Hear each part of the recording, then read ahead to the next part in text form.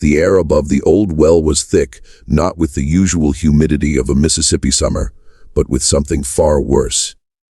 A palpable stillness.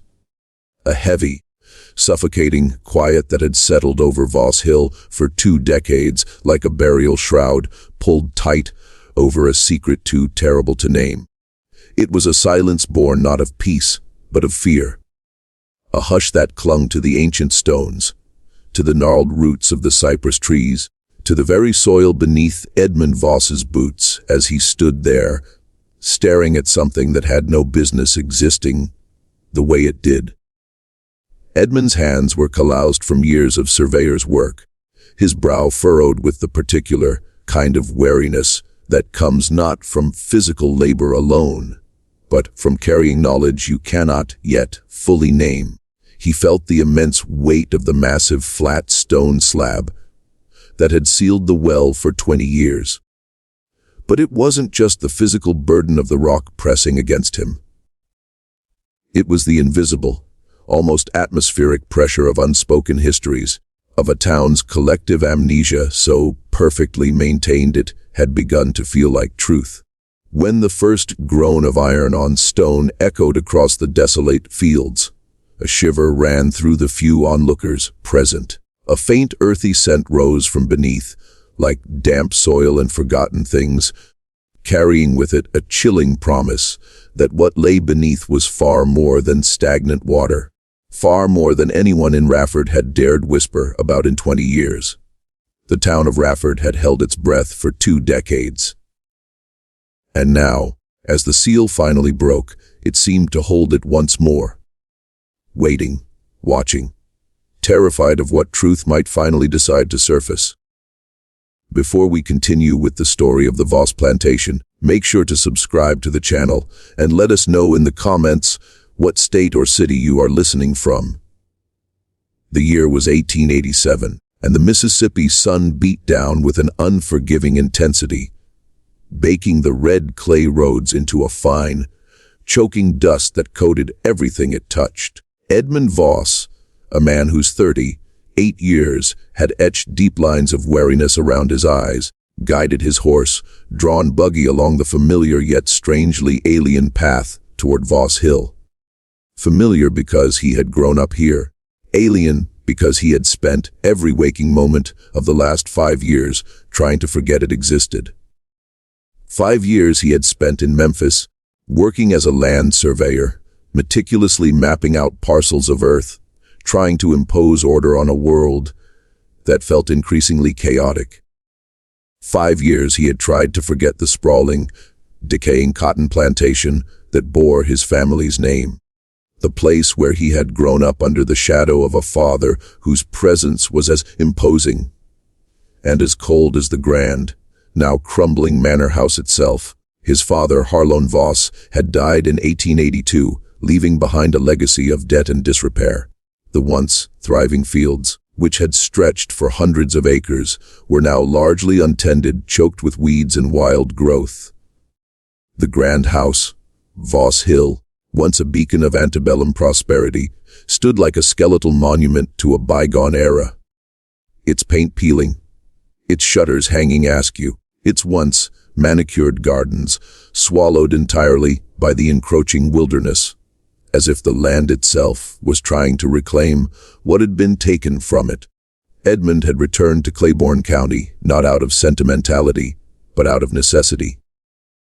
A northern land company, with an eye toward timber and potential future development, had expressed interest in the property. It was a chance, perhaps the only chance, to salvage something from the wreckage of his inheritance. He needed to assess the land, to put a value on the ghosts that haunted every acre before the sale could proceed. The journey itself was slow and arduous. The dust, fine as flour, coated everything. His clothes, his skin, the very air he breathed. It tasted of dry earth and forgotten promises. The rhythmic creak of the buggy wheels and the steady clop of the horse's hooves were the only sounds that broke the oppressive silence of the rural landscape. And that silence, Edmund would later realize, was not the silence of emptiness. It was the silence of something deliberately held. As he drew closer to Rafford, the small, sleepy town that served the surrounding plantations, a hollow feeling began to settle in his chest. It was the peculiar ache of returning to a place you had desperately tried to leave behind, only to find it waiting for you, unchanged in its essence, yet utterly transformed by time and neglect. Rafford itself seemed to have aged poorly. Its wooden storefronts leaned more precariously than he remembered. Its streets were quieter. The locals, many of whom had known him since he was a boy, greeted him with a peculiar mix of deference and unease. Their smiles were thin, their eyes quick to dart away the moment he met their gaze. There was a palpable tension in the air, a collective, unspoken understanding that he, Edmund Voss, was now inextricably linked to the decaying legacy of Voss Hill. He tried to engage them in casual conversation, asking about the old days, about changes in the county, but their responses were clipped and evasive. It was as if a silent pact had been made, a conspiracy of silence that he, as an outsider to its inner workings, was not privy to. And the more he pushed, the harder the walls around him seemed to press inward. One afternoon, while inspecting the dilapidated barns, Edmund encountered Silas Poot. Silas, now a man in his early 70s, his frame stooped and his face a road map of sun-baked wrinkles, had served as overseer for Harlon Voss for decades. He was a man whose loyalty had been absolute, his methods often brutal, but always effective in his father's eyes. Silas was still living in a small cabin on the edge of the property, a relic of the old order clinging to the land, like a stubborn, poisonous weed. Young Mr. Voss, Silas rasped, his voice gravelly with age and years of tobacco. He squinted at Edmund, his eyes, though rheumy, still holding a spark of their former dangerous sharpness. "Didn't think you'd be back." "The land company, Silas," Edmund replied, trying to keep his tone neutral. "Got to assess the property."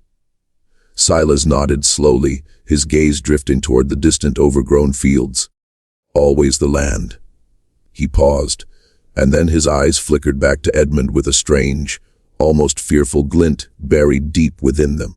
"There are some things best left undisturbed, Mr. Voss. Some corners of this place. You might want to leave that one alone." Edmund, preoccupied with the daunting task of cataloging the vast neglected estate, had brushed off Silas's cryptic warning. He assumed the old man was referring to some particularly stubborn patch of briars, or perhaps a collapsing structure not worth the effort. He thanked Silas and continued his work, making notes in his ledger, sketching out boundaries, trying to make sense of the tangled mess that was Voss Hill. But that warning, those words, they would come back to him later, in the dead of night, like a hand reaching from the dark to grip him by the throat. It was a few days later, while meticulously mapping the area around the former slave quarters, now little more than crumbling foundations and scattered timbers, that he saw it, the well. It sat in a clearing, partially obscured by a thick curtain of kudzu and wild grapevines, but unmistakably there. And unmistakably wrong. It wasn't just a well. It was a monument to something deliberately hidden. A massive flat stone, easily 5 feet in diameter and a foot thick, lay flush with the ground, completely sealing the opening. Around its perimeter, heavy iron spikes, thick as a man's wrist, had been driven deep into the earth, pinning the stone in place with a ferocity that went far beyond any practical purpose. Over 20 years, vines and moss had crept over the stone, weaving themselves through the iron, creating a natural yet deeply sinister shroud. Something about it did not look like a normal well seal. It did not look like safety precaution, or neglect, or mere practicality. It looked like a tombstone. It looked like a prison door that someone very powerful had decided would never, under any circumstances, be opened again. A cold dread began to prickle at the back of Edmund's neck, spreading slowly down his spine like ice water. He tried to dismiss it, to rationalize. Perhaps it was a safety measure. Perhaps a way to prevent accidents on a deserted property. But the sheer scale of the ceiling, the deliberate, almost violent nature of those iron spikes, suggested something far more sinister than caution. Someone had not merely closed this well. Someone had entombed it. He returned to Rafford that evening, the image of the sealed well burning in his mind like a brand.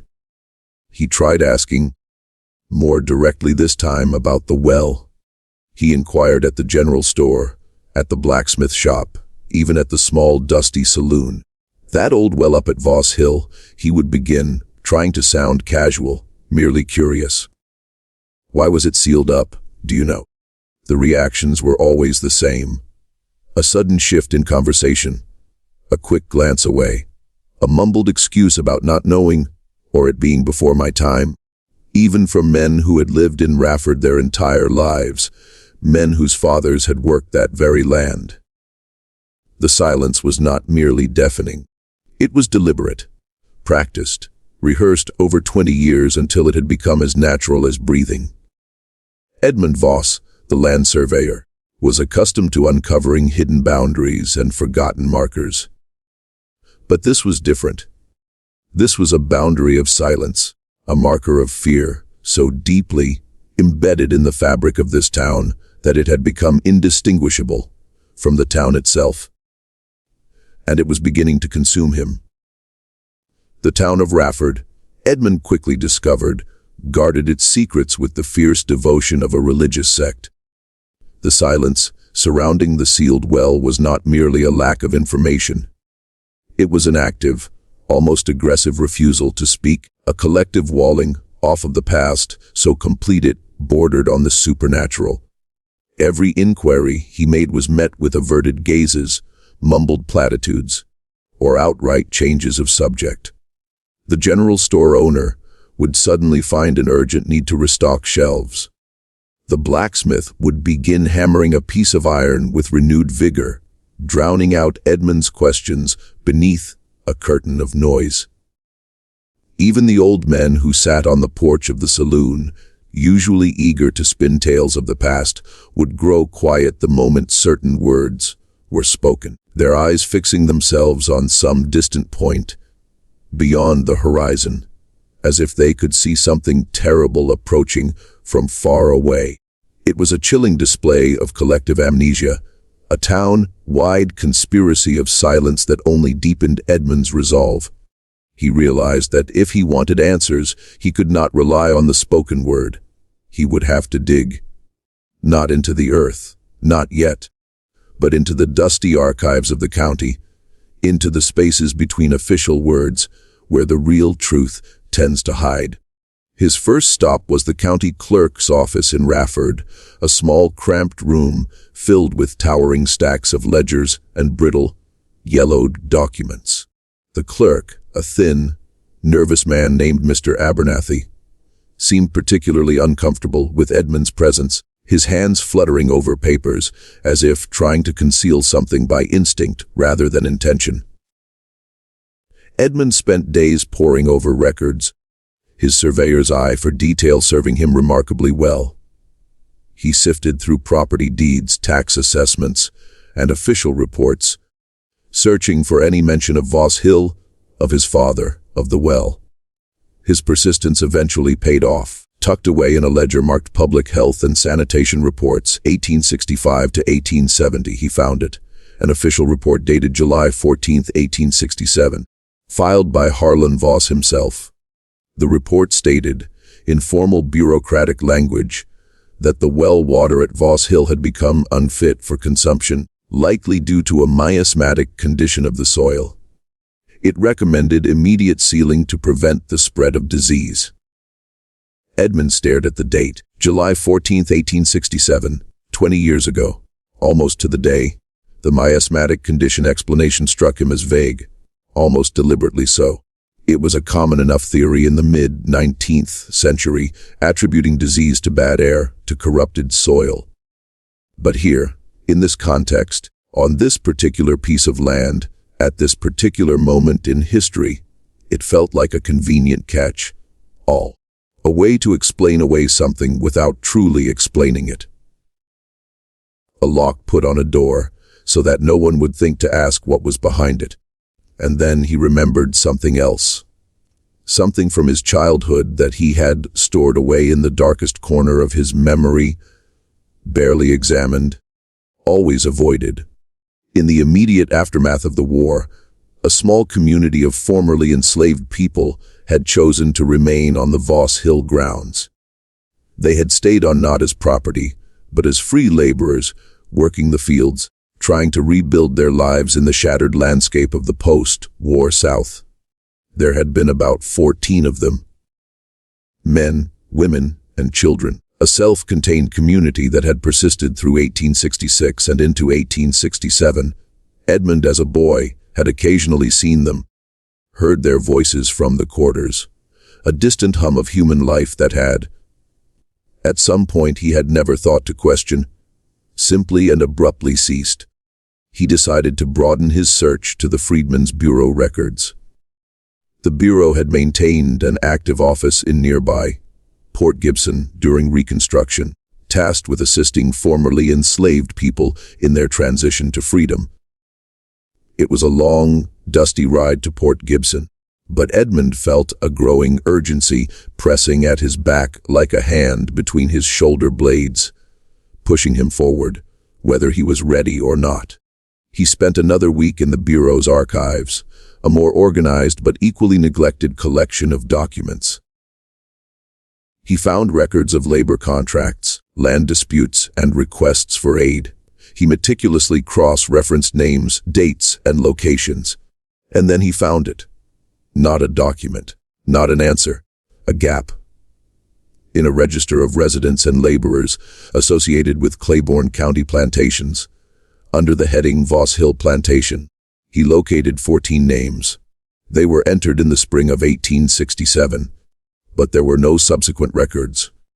No entries indicating they had moved away. No new labor contracts filed from other counties. No requests for assistance from Bureau offices elsewhere in Mississippi.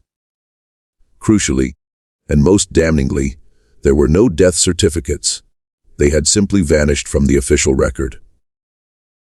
14 names entered, and then nothing, as if someone had reached into the ledger of history and quietly, methodically, erased them.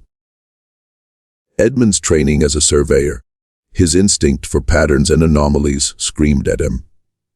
This was not a clerical error. This was not oversight or negligence. This was a deliberate void, a space carved out of the historical record with cold, calculated precision. He returned to Voss Hill, the miasma report and the missing names swirling in his mind like leaves in a storm. He walked the grounds again, his gaze now fixed on the sealed well. It sat at the very center, what had once been the bustling heart of the slave quarters. Surrounded by the faint outlines of cabins, the communal cooking fires, the small plots where families had tried to grow their own food. The location was not coincidental. The location was chillingly, deliberately precise. He then sought the county physician's log, Dr. Horace Gage. He had seen a brief, almost dismissive entry in the county records. He went back to the clerk's office, insisting on seeing Dr. Gage's personal logs, a collection of leather-bound books that Mr. Abernathy reluctantly produced from a locked cabinet with hands that trembled almost imperceptibly. After hours of searching, Edmund found it, a single entry dated July 16, 1867, 2 days after Harlan Voss had filed his miasma report. The entry was brief, almost cryptic, as if the man writing it had been afraid to say too much, yet unable to say nothing at all. Visited Voss Hill, found no evidence of disease, though conditions were irregular. Conditions were irregular. The phrase echoed in Edmund's mind, a chilling understatement that spoke volumes in its deliberate vagueness. It was not a medical diagnosis. It was an observation. A judgment. a carefully worded evasion from a man who had seen something he could neither explain honestly nor bring himself to describe truthfully. What conditions had Dr. Gage found? What had been so irregular that it warranted such a peculiar, almost coded description from a man who dealt in the language of facts? That phrase would haunt Edmund for weeks. A persistent whisper in the back of his thoughts. A silent accusation rising from the past. The well, sealed and silent, seemed to mock his efforts, daring him to uncover the truth that Rafford had so carefully buried beneath 20 years of practiced ignorance. His search eventually led him to Ruth. Ruth lived in a small weathered cabin on the very edge of Rafford, nestled amongst a grove of ancient pecan trees. Her home was humble but meticulously kept, a testament to a life of quiet resilience. She was an elderly black woman, her face a tapestry of deep wrinkles, her eyes, though clouded by age, still holding a deep knowing intelligence, the kind that comes not from books, but from decades of watching and surviving. She had been a young woman in 1867, barely out of her teens, working as a laundress for one of the more prominent families in Rafford. She had seen much, heard more, and understood even more than she had ever been permitted to say aloud. Edmund approached her with caution and respect, explaining his purpose. The mystery of the well, the missing names, the silence of the town that seemed to thicken every time he got close to the truth. Ruth listened patiently, her gnarled hands resting in her lap, her gaze fixed on some distant point beyond the cabin's window. For a long time, she said nothing, and Edmund began to wonder if her silence was just another version of the town's own. But then, slowly, hesitantly at first, and then, with a growing and terrible clarity, Ruth began to speak. She spoke of the community at Voss Hill, the 14 souls who had stayed on after the war, clinging to the hope of a new life with the particular desperation of people who had been given, for the first time, something worth fighting for. She spoke of Delia. Delia, Ruth explained, was a woman in her late 30s, a figure of quiet strength and unwavering resolve. She had been the main house cook at Voss Hill for years, a position that had given her a unique understanding of the plantation's inner workings, its rhythms, and its secrets. But more than that, Delia was the de facto leader of the group, a natural matriarch who possessed both a keen intellect and a compassionate heart that had somehow survived everything that had been done to her and her people. She was the one who organized their labor, mediated disputes, and most importantly held their collective hope in her steady hands like a lantern against the dark. She could not read or write herself, but she understood the power of words, the absolute necessity of documentation in a world that sought at every turn to deny their very humanity. Her husband was August, a man of quiet dignity and immense skill, a carpenter whose hands could coax beauty from raw timber. He had built many of the cabins in the quarters, repaired the plantation's fences, and crafted furniture for the main house. He was Delia's rock, her steadfast partner, and a deeply respected figure within their small community. Together they had 3 children. Nora, a bright and curious girl of about 12. Thomas, a spirited boy of 9, full of youthful energy. And Clara, a baby barely a year old, a symbol of everything fragile and precious about the future they were trying to build. There was also Hamp, August's older brother, a man of quiet strength whose presence anchored the others, even through a limp from an old injury sustained during his years as a field hand. A young married couple, Cornelius and Nettie, who dreamed of owning their own small farm. An older woman named Martha, whose wisdom was sought by all. A quiet young man named Samuel, known for his gentle way with animals. And the others, 7 more souls, their names somewhat blurred now by the passage of time in Ruth's memory. But their lives, their fears, their hopes, as real as the dust on any road. And then there was Rosalie. Rosalie was a young woman of about 20 whose spirit burned with an unquenchable thirst for knowledge. She had, against all odds and in defiance of the laws that had once forbidden it, taught herself to read. She had done so in secret, using a worn leather, bound Bible that had belonged to the plantation mistress, carefully deciphering the words by the flickering light of a stolen candle. In the dead of night, when the world that wanted to keep her ignorant was finally asleep, Rosalie was the community's scribe. Their connection to the written world, their voice on paper, and in 1867, that made her the most dangerous person on Voss Hill. It was Rosalie, at Delia's direction, who had penned the letter that would ultimately seal their fate. Edmund found a copy of it in the county archives, a fragile, yellowed sheet of paper, its elegant script a stark and heartbreaking contrast to the brutal reality it described. It was dated April 3, 1867. The letter, addressed to the Freedmen's Bureau in Port Gibson, was a masterpiece of dignified appeal. It formally requested recognition of the group's labor contract with Harlan Voss, detailing the terms they had agreed upon for working the 1866 harvest. And crucially, it also asked for consideration for land allotment under the Southern Homestead Act of 1866, a federal law that offered public lands to freed people.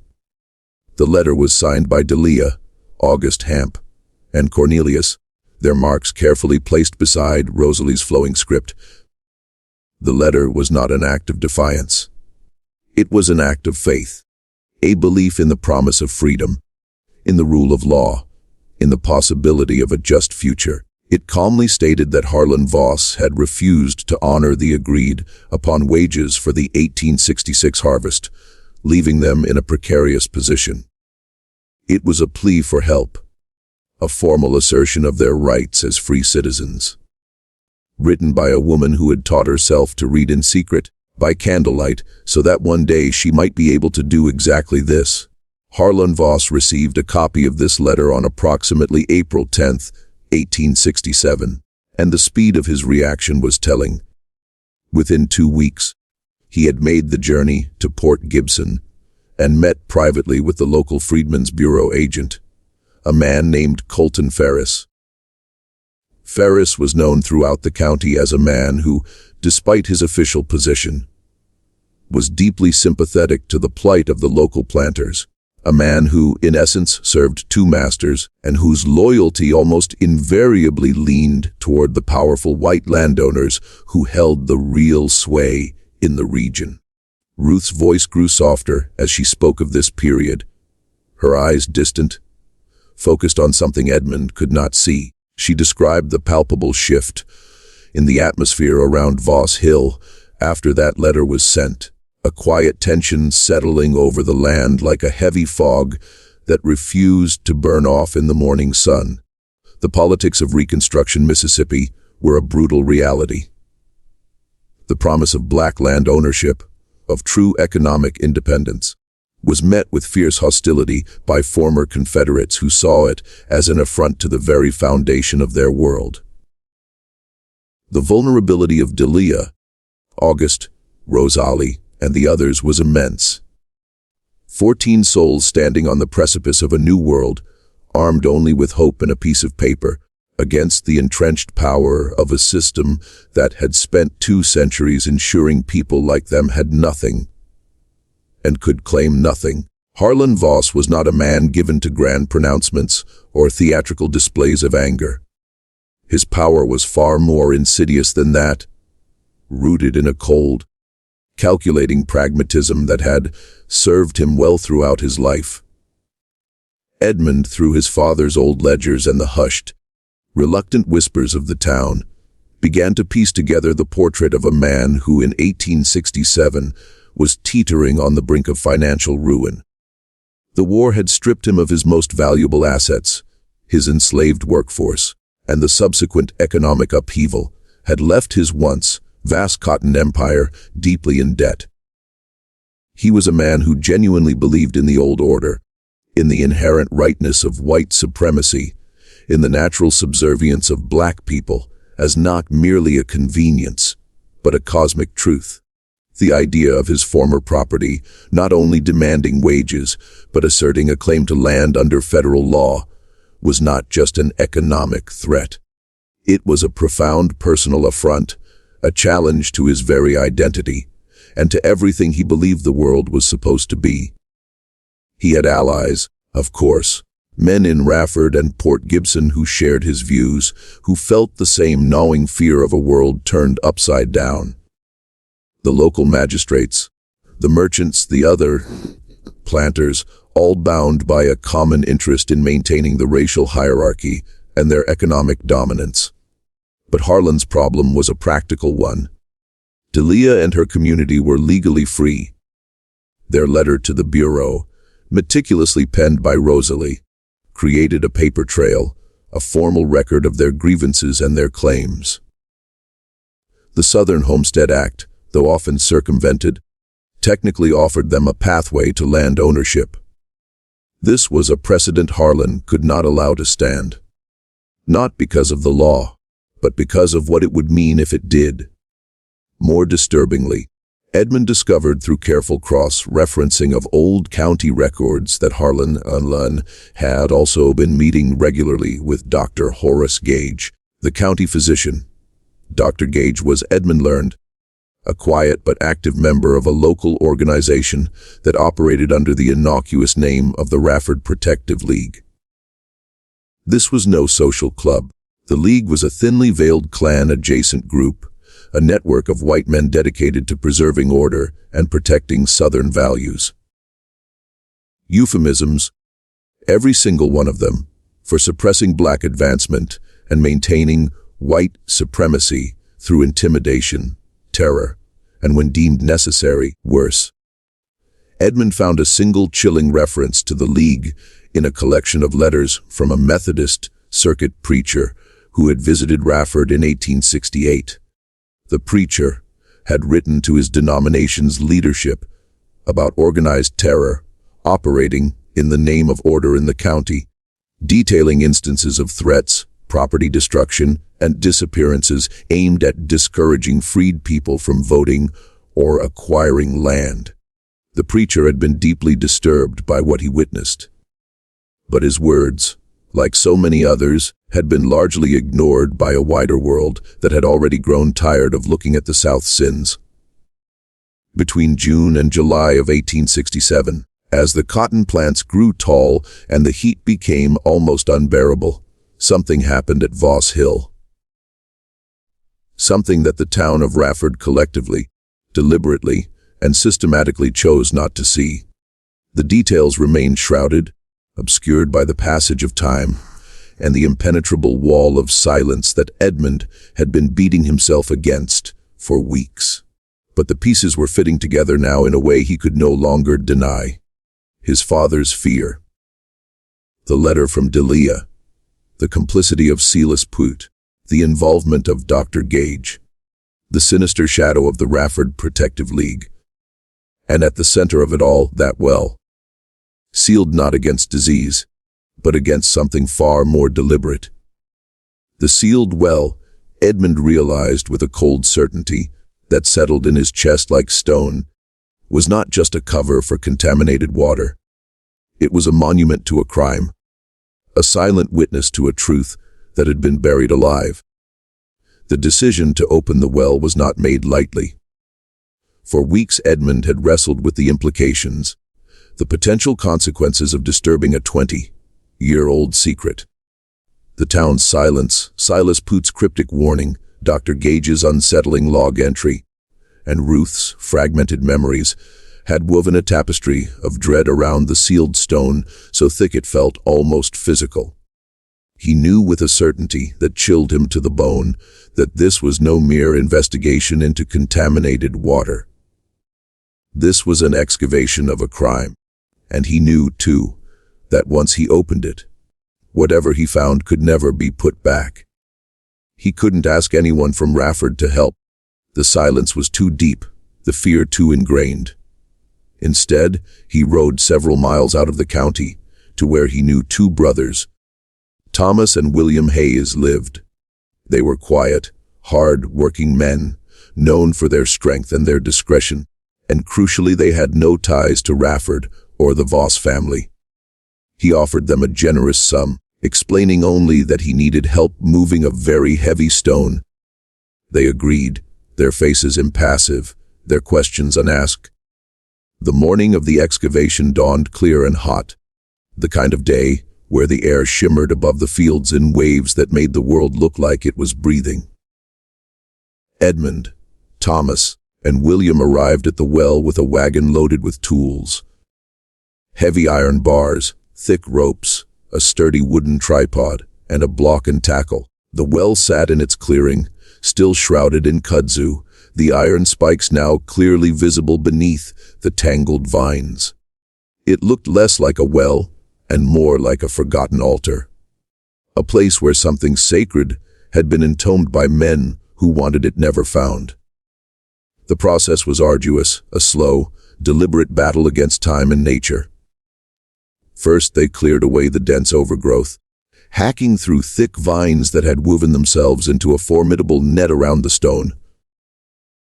The iron spikes, rusted and pitted, were almost swallowed by the earth, as if the ground itself had been trying to digest the evidence.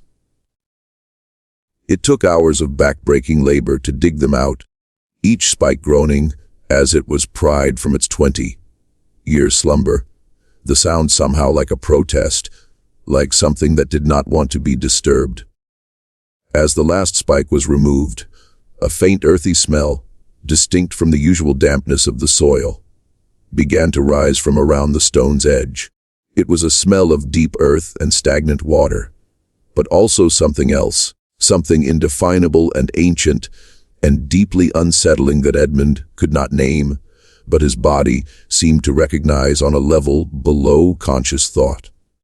They rigged the block and tackle to the sturdy wooden tripod, carefully positioning the ropes around the massive stone slab. Thomas and William, their muscles straining, began to pull. The stone, resisting at first, then slowly, agonizingly, began to shift. A low, grinding groan, like the earth itself sighing in protest, echoed through the clearing. As the stone lifted, a rush of air, cool and damp, surged from the depths of the well. It carried with it that peculiar, unsettling scent, now stronger, more defined. The sound changed too. The chirping of cicadas seemed to dim. The rustle of leaves stilled, as if nature itself was holding its breath. With a final mighty heave, the stone was swung clear, crashing to the ground with a dull thud that sent birds scattering from the nearby trees in a sudden explosion of wings. The well, dark and gaping, lay exposed. Edmund peered into the blackness, a chill running through him despite the oppressive heat. The water level was low, far below what he remembered from his childhood. The air rising from it was heavy and thick, carrying the smell of decay and something else. Something metallic and ancient and deeply wrong. He lowered a lantern into the shaft. The flickering light struggled against the profound darkness, revealing only a murky expanse of water far below. He lowered a weighted line, measuring the depth, almost 40 feet to the water's surface, deeper than he had anticipated. "I will need to go down," Edmund stated, his voice sounding strangely hollow in the sudden quiet. Thomas and William exchanged a glance, but said nothing. They secured a sturdy rope around Edmund's waist, testing its strength. He took a deep breath, that scent from the well filling his lungs, and began his descent. The air grew colder and heavier as he went down. The walls of the well were slick with moss and ancient moisture. The lantern cast dancing shadows, making the darkness seem to press in on him from all sides. He reached the water's surface, his boots splashing softly. The water was black, reflecting the lantern light like a shattered mirror. He scanned the bottom, his heart pounding a slow, heavy rhythm against his ribs. And then he saw them. Beneath decades of silt and standing water, partially submerged, were bundles. They were wrapped in oilcloth, a heavy waxed canvas, bound tightly with thick wire. They lay scattered across the bottom, dark and indistinct shapes against the murky floor. Multiple bundles, deliberately placed, carefully wrapped against the water and the years by someone who had wanted them preserved, or buried, or both. Edmund's breath caught in his throat. His hands trembled as he reached down, his fingers brushing against the cold, slick oilcloth. He pulled one bundle free. Its weight was surprisingly substantial. He signaled to the men above, and they slowly began to hoist him up, the bundle clutched tightly against his chest. Back on solid ground, Edmund laid the bundle on the grass. His hands trembled visibly now as he began to unwrap the oilcloth. The wire, rusted but still strong, resisted his efforts. Finally, with a sharp tug, it gave way. The oilcloth peeled back, and what lay inside was not what anyone would have expected. Not bones. Not the physical remains of the dead. Something, in a way, far more chilling in its implications. Documents. The first bundle contained a collection of brittle yellowed papers, damp but remarkably preserved by the oilcloth and the cool anaerobic environment of the well. Edmund spread them out carefully with shaking hands. There was a folded copy of a labor contract, identical to the one Delia had referenced in her letter to the Freedmen's Bureau. The very contract Harlan Voss had denied ever existing. There were affidavit pages bearing what appeared to be signatures, though faded, attesting to the terms of the agreement and the non-payment of wages. Evidence.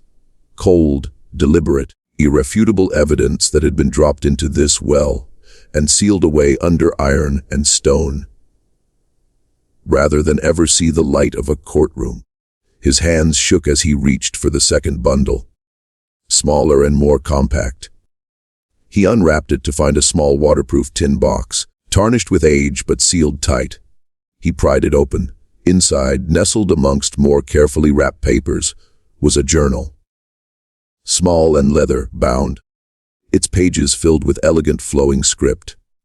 Rosalie's careful handwriting rendering Delia's words. A voice from the past, speaking across 20 years of enforced silence directly to him, as if it had always known he would be the one to come looking. And then, beneath the journal, he found it. A single sheet of paper folded multiple times, its edges softened by time. A list. Written in pencil, in a hand different from Rosalie's fluid script. Simpler, more labored, but no less deliberate. Delia's own hand. A list of 14 names. He read them aloud, his voice barely a whisper in the hot, still air. Delia, August, Nora, Thomas, Clara, Hamp, Rosalie, Cornelius, Nettie, Martha, Samuel, and 3 others, their names less distinct but undeniably, heartbreakingly there. All 14, including the baby, Clara, barely a year old. The miasma report. The silence of Rafford. The irregular conditions of Dr. Gage's log. The missing names in the Freedmen's Bureau records. The iron spikes. The stone slab. The 20 years of a town holding its collective breath. It all coalesced, suddenly and horribly, into a single truth that Edmund Voss could no longer look away from. The well had not been sealed to contain disease. The well had been sealed to contain evidence, to bury proof, to erase, as completely as human beings could manage, every trace of the fact that 14 people had once been here, had dared to ask for what was theirs, and had then been made to disappear. What do you think Edmund will do with these shocking discoveries? Share your theories in the comments below, and do not forget to hit that like button if this story has its grip on you.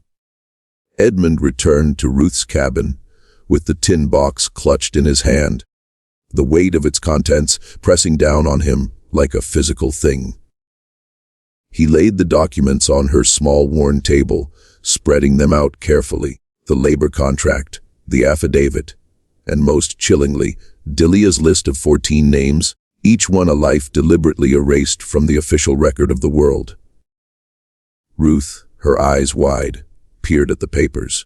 Her gaze lingered on the familiar script of Rosalie in the journal, and then on Delia's own careful pencil marks on the list. A low moan escaped her lips, a sound of deep sorrow and long-held pain that seemed to come from somewhere far deeper than the moment. "I knew," she whispered, her voice barely audible. "I always knew." But no one would listen. No one would speak. She spoke of the nights in July, the heavy wagons moving slow and late in the dark, the low, gruff voices, the sound of something heavy being dragged. Then the second night, quieter, just the wagons and then silence. A silence that did not lift. The quarters empty the following morning, utterly and completely empty, as if those 14 souls had simply been unmade. Every pot, every cloth, every small cherished possession gone. And the well, which had been open and in use the day before, where the children played nearby while Delia drew water for her cooking fire. Covered. That enormous stone, those iron spikes. Already in place, already permanent, as if the plan had been made long before it was executed. She had kept silent for 20 years. The fear had been too great. She had seen what happened to those who dared to speak, who dared to challenge the established order. Her silence had been a matter of survival, not cowardice. There is a difference, and Edmund understood it. As she finished her account, Ruth reached into the pocket of her apron. Her gnarled hand slowly withdrew a small object and placed it in Edmund's palm. A carved wooden button, painted a faded, almost imperceptible red, worn thin in places, the delicate carving of its surface still somehow visible beneath the years. "August made this," she said, her voice thick with emotion. "He made them for Delia's Sunday dress. She loved them. I found it in the road that morning near the quarters in July of 1867. It must have fallen. I kept it. I do not know why, just kept it." Edmund stared at the button resting in his palm, warm from Ruth's touch. A small, tangible link to a life deliberately erased. A carpenter's love for his wife, carved into a button. The most human, most ordinary thing in the world. And somehow, in the context of everything he now knew, the most devastating. The weight of the tin box and its damning contents felt heavier than any burden Edmund Voss had ever carried. The documents, Delia's journal, the list of names, and that small faded red button pressed into his hand by a woman who had kept a secret for 20 years because her life had depended on it. They were not merely pieces of paper and wood. They were the echoes of lives brutally silenced, a testament to a profound injustice that the world had chosen to look away from and call by other names. Edmund took his findings to the highest authority he could reach. Judge Anson Whitfield in Jackson, Mississippi. Judge Whitfield was a federal circuit judge, a man of stern demeanor and a reputation for upholding the law even in the tumultuous years after Reconstruction. But the year was 1887. Reconstruction was officially over. Federal troops had long since withdrawn from the South, leaving the region to manage its own conscience, which it had demonstrated repeatedly it had no interest in doing. The political environment was hostile, deeply resistant to any challenge to the established racial order, especially one that implicated prominent white families and pointed toward organized, premeditated violence. Edmund presented his findings with meticulous precision, laying out every document, every connection, every piece of the terrible puzzle he had assembled over weeks of searching. Judge Whitfield listened with a grave expression, his eyes scanning the brittle papers, his fingers tracing the names on Delia's list, as if trying to feel the reality of the people behind them. The legal process that followed was extraordinary, exhausting, and ultimately heartbreakingly incomplete.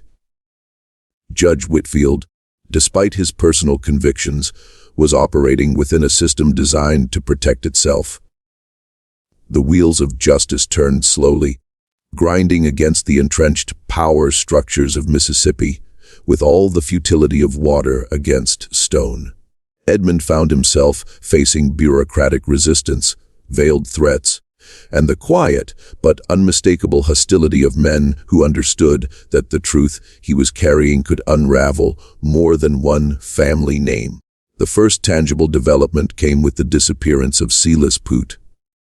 In October 1887, just as Judge Whitfield's office began to issue subpoenas, Silas vanished from Rafford without a trace, his cabin empty, his few possessions gone. The town offered no explanation, only a shrug of collective ignorance that was, by now, entirely familiar to Edmund. A key witness removed from the board with the quiet efficiency of men who had been protecting this secret for 2 decades and were not about to stop now. Then came the partial statement from Dr. Horace Gage. Now elderly and gravely ill, his health failing with what seemed to Edmund like a terrible and convenient urgency, Gage was compelled to appear before Judge Whitfield. His testimony was hesitant, riddled with fear, but it was a confession nonetheless. He confirmed that he had been present at Voss Hill in the summer of 1867. He admitted that conditions were not natural, a chilling echo of his original log entry that explained nothing and implied everything. He confessed that he had signed the miasma report under immense pressure from Harlan Voss and parties associated with the Rafford Protective League. He spoke of threats, of the pervasive, suffocating power of the League in the county, of how a man who valued his own continued existence in that community did not ask certain questions or write down certain truths. He died just days later, before a full deposition could be taken, his partial confession a final desperate act of conscience that the system would ultimately find a way to make insufficient. Despite everything, Edmund achieved a small but significant victory. In December 1887, a summary of the documents he had found, along with a careful account of his investigation, was published in the Memphis Daily Appeal. The article, though carefully worded to avoid direct accusations, laid bare the facts: the sealed well, the missing people, the fraudulent report, the names. It ran once. It caused a brief stir, a ripple of outrage in some northern newspapers.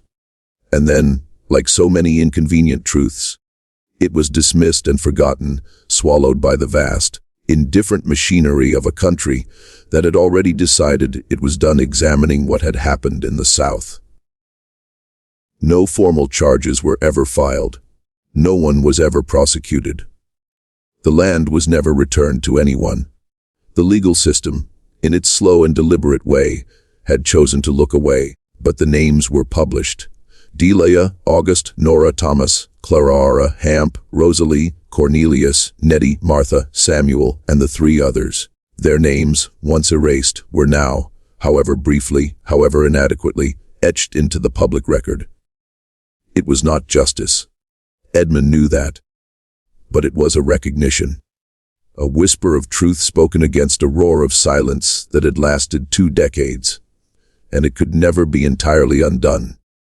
Edmund Voss did not sell the land to the Northern Company. He could not. How could he profit from ground that had swallowed such a terrible secret, from soil that had absorbed such profound injustice?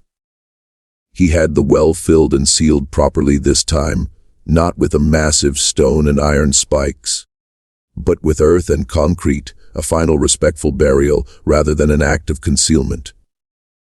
A way of saying, simply and without ceremony, that he knew that someone had finally come looking and found and would not pretend otherwise. He kept the tin box.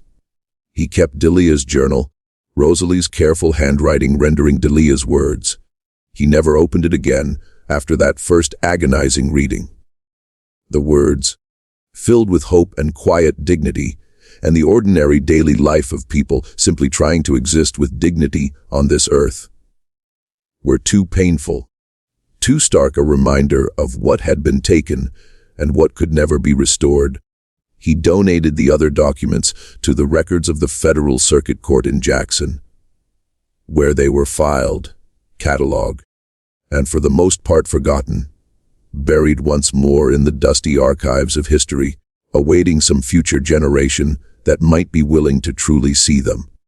Ruth lived until 1893, a quiet, dignified presence on the edge of Rafford. Edmund visited her twice after the article was published, making the long, dusty journey from Memphis each time.